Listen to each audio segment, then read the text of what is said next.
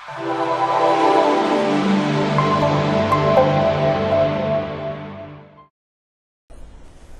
আজকে আমরা একটি ইমেজ ইফেক্ট নিয়ে কাজ করব। তো দেখুন আমরা এখানে একটি পিএনজি ইমেজ ওপেন করে রেখেছি। আমরা এই ইমেজের মধ্যে একটা ইফেক্ট অ্যাপ্লাই করব। তো সেটা হবে পেন টুল এবং ব্রাশ টুলের দুইটা টুলের সমন্বয়ে আমরা একটি ইফেক্ট তৈরি করার চেষ্টা করব। তো ঠিক আছে, আর কথা না, আমরা শুরু করছি। একটা লেয়ার নিয়ে আমরা লেয়ারটাকে ব্যাকগ্রাউন্ড হিসেবে ইউজ করছি। ওকে,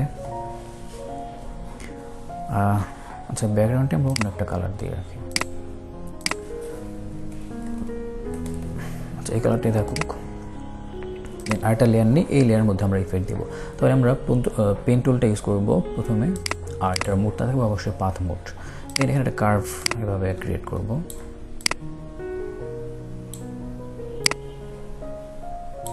আচ্ছা,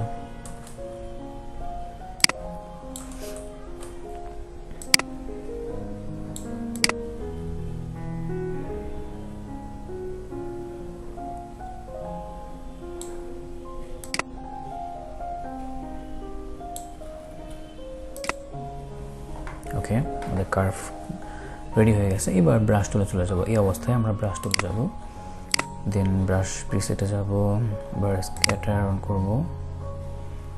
স্ক্যাটার আর শেপ ডাইনামিক দুইটাই অন করা থাকবে। এবার স্ক্যাটারটাকে আমরা এখান থেকে জাস্ট সেট করে দেব। অবশ্যই পেন প্রেশার এটাকে অন করে রাখবেন। আর এখান থেকে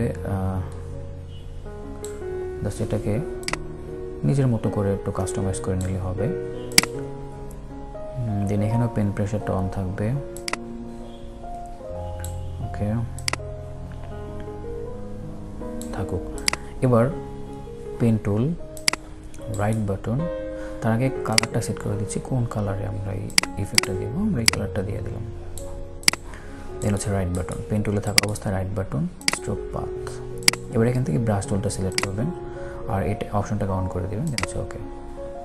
দেখুন ইফেক্টটা কিন্তু আমার এখানে অ্যাপ্লাই হয়ে গেছে। তো ঠিক আছে, এবার যেটা করতে হবে আমাদেরকে, এই পাথটা এখন আর দরকার নেই। পাথটাকে রাইট বাটনে ক্লিক করে ডিলিট পাথ করে দিচ্ছি। আচ্ছা, এবার একটু রিয়েলিস্টিক ভাব অথবা একটু লাইট ইফেক্ট দেওয়ার জন্য আমরা চলে যাব এটার right button, blending option, outer glow, এটা অন করে দেব। আচ্ছা, দেখুন অলরেডি কিন্তু লাইট ইফেক্টটা চলে আসছে। এবার এটার সাইজটা একটু কমাই দিই আর অপাসিটি একটু কমাই দিচ্ছি। লাইটের কালারটা আমরা সেম কালারটাই দিই। ওকে,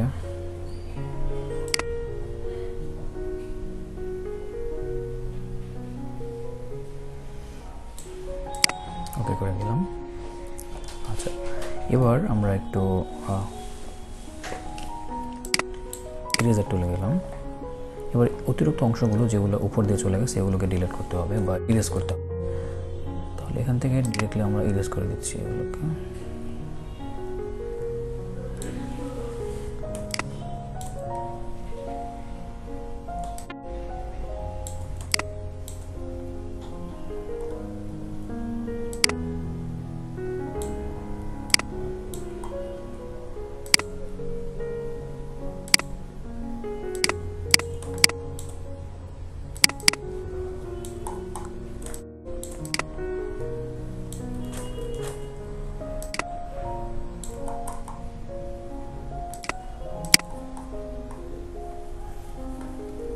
ওকে, দেখুন বন্ধুরা, মনে হচ্ছে যে এখান থেকে নিচে দিয়ে চলে গেছে। এভাবে করে আসলে ইফেক্টটা আমাদের অলরেডি কমপ্লিট হয়ে গেল। ওকে, তো এইভাবে আপনারা বিভিন্ন ধরনের ইফেক্ট, খুব সুন্দর সুন্দর ইফেক্ট আপনারা তৈরি করতে পারবেন নিজেদের মতো করে। তো ঠিক আছে, আজকে এতটুকু ছিল। ভালো থাকবেন সবাই।